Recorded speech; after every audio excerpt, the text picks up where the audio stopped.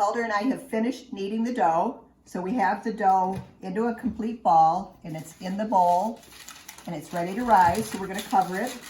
Cover it with a piece of parchment or saran wrap, something like that.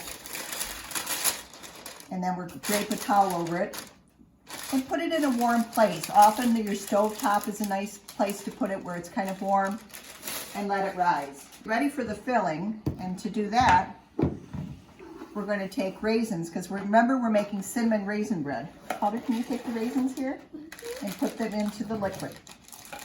So in here I have hot water and cinnamon pear balsamic vinegar. So that vinegar is going to add flavor and juiciness to the raisins when we roll it out into our bread.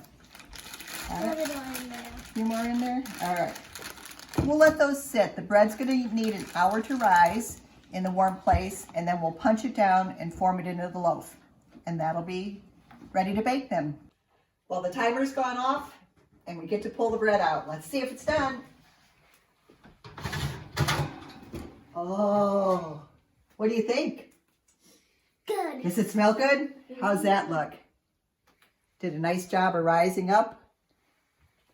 Put it there and cool a minute. What do we get to do when it cools? Let's eat it! Look at that. That look tasty? So cinnamon raisin bread made with the cinnamon pear balsamic vinegar and the walnut olive oil inside. A nice piece of hot fresh bread. Serving it up to my grandson and my co-baker. Thanks a lot.